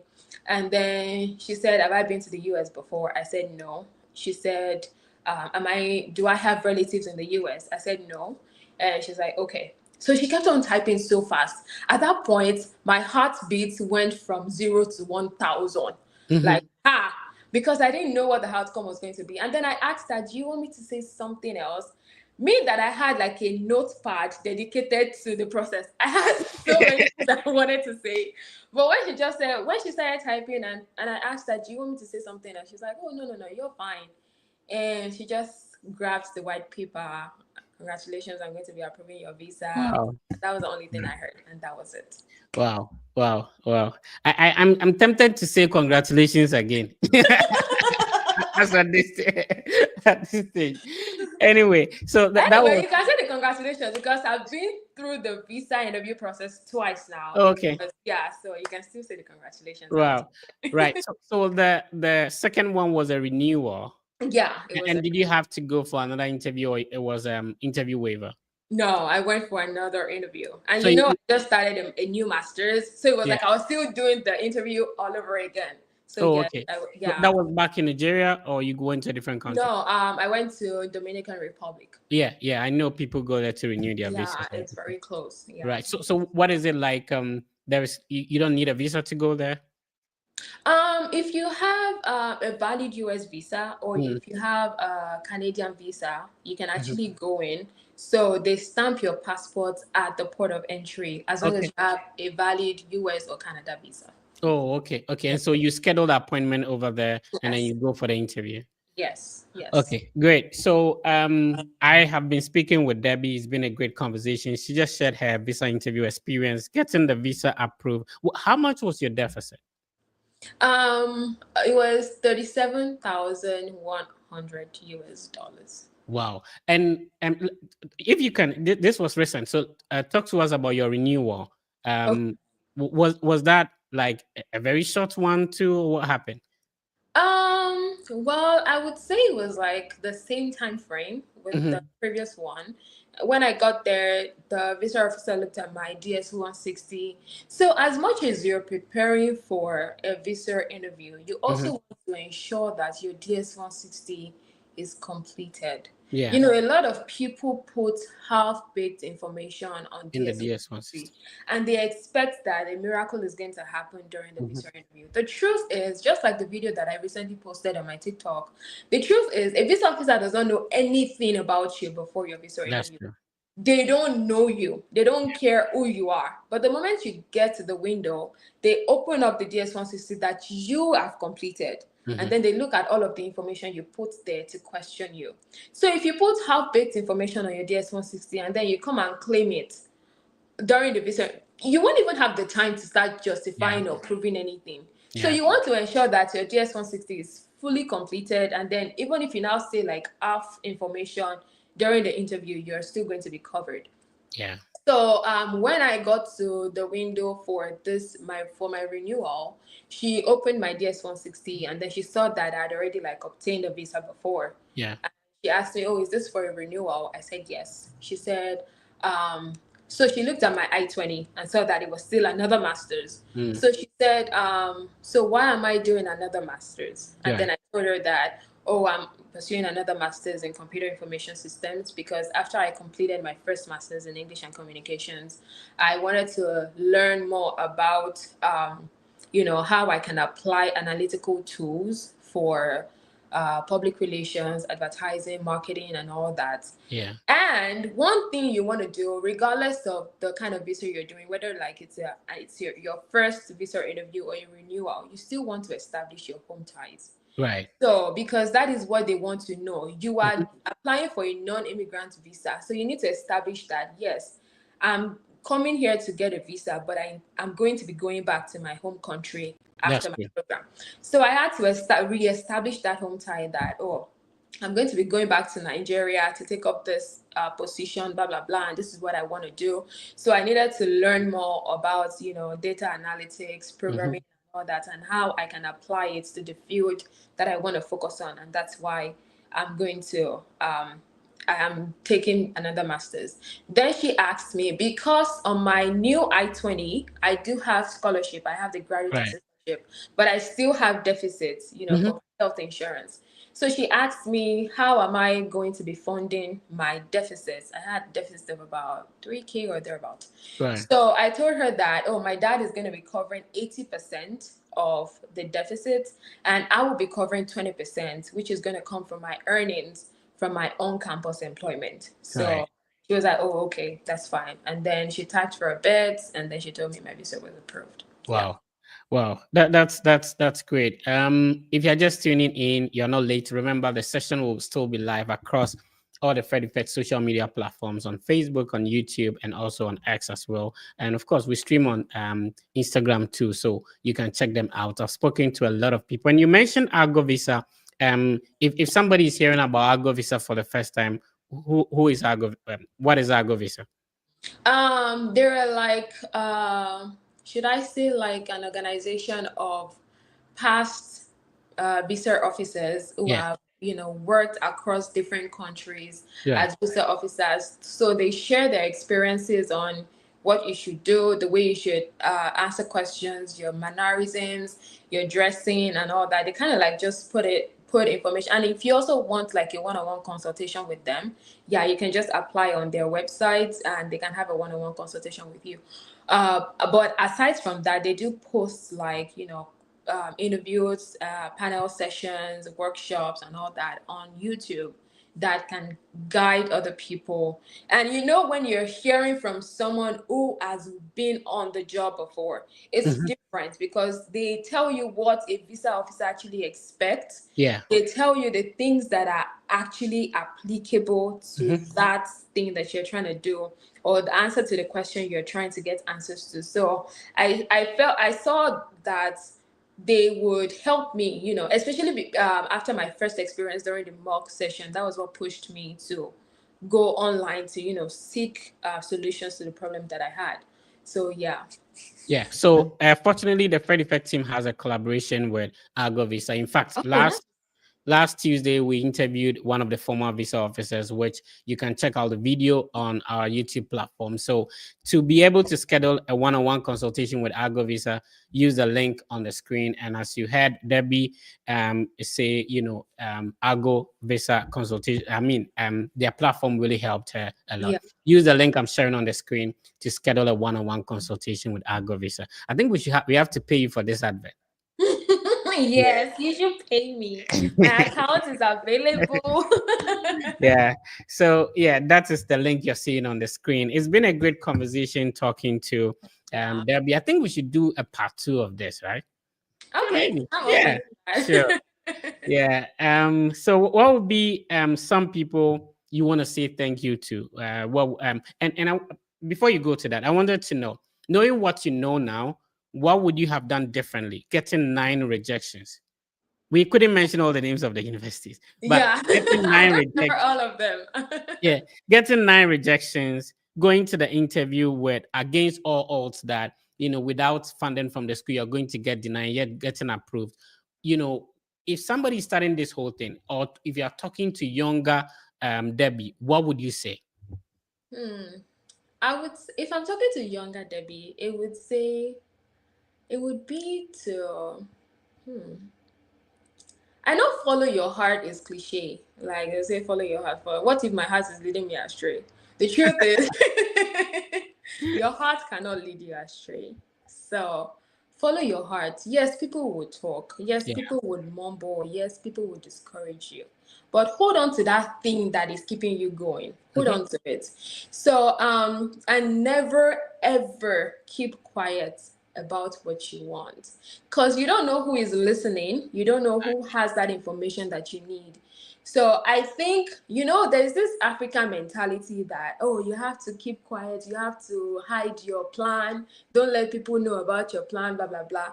There are some plans that if you don't ask questions, the person can enter trouble. Yeah. So, I think what I would tell my younger self is talk to people. I feel like if I had access to all of the information that I have now, if I had Mhm. it back then, I might have done some things differently. I Yeah. don't know if the outcome will still have been the same, Mm-hmm. but maybe I might have done some things differently.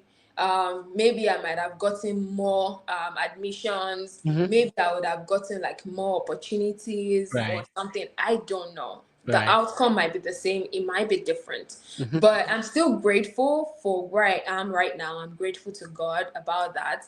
But what I'm just trying to say is ask questions, seek knowledge, don't despise. See that somebody just entered the US today and tomorrow the person is talking about something does not mean that, oh, they are trying to show off. No, sometimes even passing through the port of entry is an experience that some Exactly. people actually want to share. Yeah. Listen to them. Don't just hate on people that don't even care about you or don't even know you. Yeah. You're just hating and you're denying yourself of the information that you can get. Mm-hmm. So, what I would tell people that are trying to, also go through this process is seek help where you need to seek help. Don't despise information that you have access to. Don't hate on people.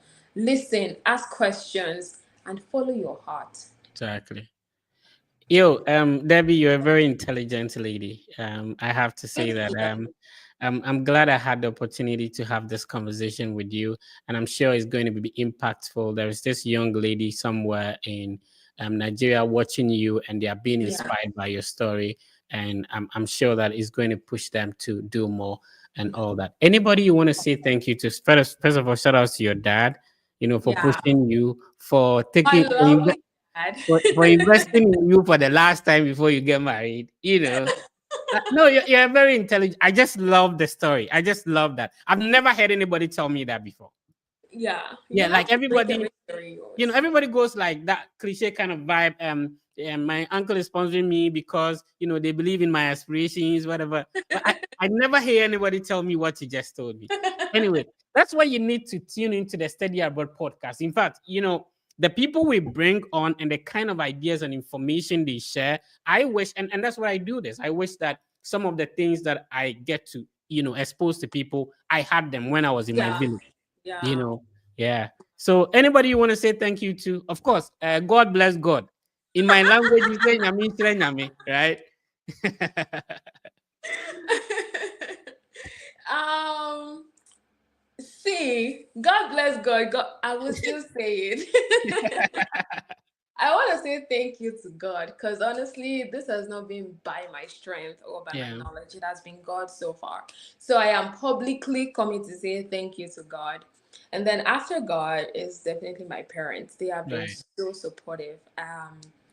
The whole process was long, it was Mhm. tiring, but then they kept pushing me. Even at the point, they were also going to give up. Like, Yeah, just forget about this thing. When I kept on getting the rejections, and then when I got one yes and there was no yeah, funding, they were like, "Ha, how do you want to do this? Something, something." But I still want to say thank you to them, my mom and my dad and my brothers. I remember the way they prayed when I was going for my visa interview. So shout out to them. Thank you to them, and also to everyone who has been a part of the journey for me. right. I know SK. I know Tayo Alaba, Mhm. and then the US visa group was Mr. Ogu, I Yeah, think. I don't remember. And then also to everyone who has said something that I held on to, because a lot of people just say some things casually, and yeah, they don't know that I hold on to some of these things. I also want to say thank you to Negin, because honestly, she was the one who opened me up to the graduate assistantship that I'm currently on. Thank you right. to Negin, Yeah, and every other person that has been a part of my journey, and also to my followers on yeah. TikTok, on YouTube, everyone that watches my video, whether you like the video or not, but the fact that you still watch and say, "Oh, this is not bad." Thank you to you and to everyone who loves and supports Olubukola, Right. whether you know me or you don't know me. Thank you to you. So, There's one person you left out. And I learned this from this musician. He's an American musician, hip hop musician. Thank uh, you to yourself. Thank you to yourself for not giving up on yourself. Thank you for to yourself for not letting the denials bring you down. Thank yeah, you to yourself for pushing yourself to go for the interview against all odds. And thank yeah. you for yourself for pushing yourself till now. You see, Yeah, we remember to always thank everybody else and forget ourselves. exactly. You know, yes, sometimes it's not easy. You push through. We Yeah. are not where we want to get yet, my sister, but Mm-hmm. at least we've made progress. Yes, And, yes, yes. and the most important thing, is to be alive. And Mm-hmm. sometimes I tell people, please live in the moment. Yeah. It looks as if when I get admission, I'm going to be happy. Okay, I get admission now. When I get scholarship, I'm going to be happy. Now, when I get I guess visa, I'm going to be happy. Okay, I get visa. When I get green card, I'll be happy. Like, please enjoy. When you are taking your bath, when the water fall on you, enjoy it. yeah, yeah. Live in the moment. Uh-huh. Uh-huh. When you get the admission, please celebrate with Yeah. or without scholarship, with a pass. Yeah. Please celebrate. Let's stop being ungrateful. Yeah. Yeah. I agree. I completely Anyway, agree with you. all right, it's been a great conversation. I've loved this conversation. I've really enjoyed it. Thank you so much. I really appreciate your time. Thank And you. I don't know if you have any final words or the words are done. Uh well, I think that's it. I think that's it, honestly. It's just that the truth is the process is going to stretch you. Yeah. The process will get overwhelming. Mhm. In fact, if you don't feel like you should give up, you're not there yet. If you don't get that feeling like I'm done, I'm not doing this again, you're Yeah. not there yet. Yeah. Yeah. So it is all part of the process. So Yeah. expect the ups and downs, the highs and the lows. It is all part of the process. It's just that you have to keep your eyes fixated on the end goal. Like, Mhm. why are you doing this? Because I want to come to the US to Yeah. study. There's a prestige that comes with having like a certificate from that carries United States. Oh Yeah. my God, it's so good. I think sometimes because we get to that level, like get it. I had two masters too. When I speak with colleagues, it looks like it's not really normal. Hey, it's a big deal. The day that I wore my graduation gown for my first Yeah, master's and I was walking the stage, it was very quick. They just called my name. I had to walk the yeah, stage very fast. But when I was done and I was watching the video that someone recorded of me, I was like, this is good. this is It good, feels man. good. It feels good. That's the truth. So trust me, that end goal should be what you should be fixated on, Yeah, regardless of the highs and the lows that you've been through. Just be fixated on the goals, and that will be your motivation. So exactly. keep going, and never give up. Right. It's been a great conversation. I really love this. I think you should come Thank- back again. When you start creating the YouTube study abroad content, please come back. We would want Okay, to have you on for the second time. okay, Anyway, okay. No worries. so let's have the draw. Every week I try to select one person, and then my team will support to go through the process. Okay. Okay. All right. How do I share this one? This is a one-man production. So let's see how it goes. Okay. So anybody who commented, anybody who followed or subscribed whilst we're having the live, they automatically enter the draw. And so I'm gonna start it, and then one person will be selected. Let's see. Okay. So do I just say stop and then we pick Oh some? no, it will stop automatically. Okay. Oh, okay. How do I Akande Ah. Emmanuel? He might be from Nigeria, right? Yeah, yeah. Yeah. It sounds Shout like out to Akande. You are the one yeah, who's been yeah, selected today. Kandi Emmanuel. Okay. Right. Right. Okay. So Akande, Congratulations. yeah. Congrats, I'm still Akande. gonna be doing something like this on my TikTok very Right. soon. I'm looking for the perfect time to do it, Hmm. where I'm going to pick one person for Yeah. all of my TikTok, followers that are watching this. Yeah. Expect that from me. I'm going to be picking just one random person that I'm going to be paying application fee for, Yeah. regardless of the amount Oh, of that application fee. nice. So Nice. Nice. watch out on that space, and Yeah. let's see how it goes. Yeah. The sky is too big. All of us can fly, right? Yeah, And, yeah, and all then of like. yeah, and there's joy in having that opportunity to lift someone. Mm-hmm. Right. Mm-hmm. Yes. It's so refreshing and encouraging. All right. So Akande Emmanuel, you were the one selected for this week. Please send me a message directly on Instagram, and then we take it from there. Want to know where you've got into? If it's you're looking for a bachelor's degree, then the team will take your document. We'll handle the application for you. But for masters, we coach you to go through the process. All right.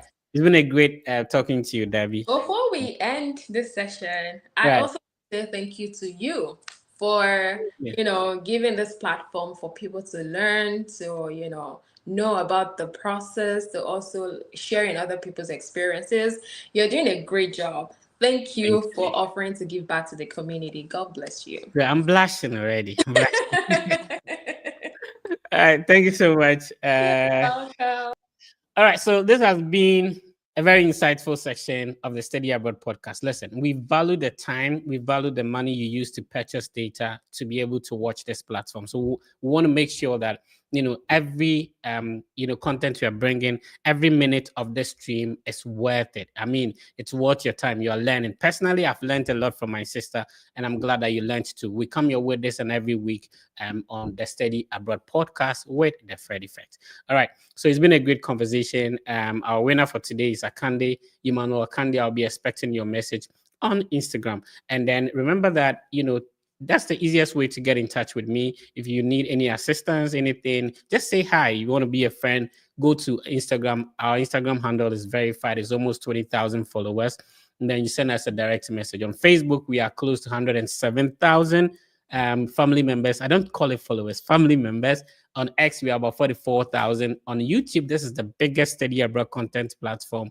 As an African, we are about 170,000 already on YouTube. So be part of the family, and then tell another brother to tell another brother that if you want to study abroad, go search for the Fred Effect across all social media platforms. All right. Remember, you can schedule a one-on-one meeting with Argo Visa. Argo Visa, just like Debbie said, is a team of former visa officers, and we are glad to have a connection with them, a collaboration with them. So we've had several conversations with former visa officers, which are very insightful. Normally, we have an opportunity to listen to people who have been through the study, the interview process. How about those who are behind the scenes? So check out their videos on the Fred Effect platform. Use this link to schedule a one-on-one meeting with a former visa officer. Talk to a former visa officer before you go and meet the visa officer at the embassy for the interview. It's been a great conversation.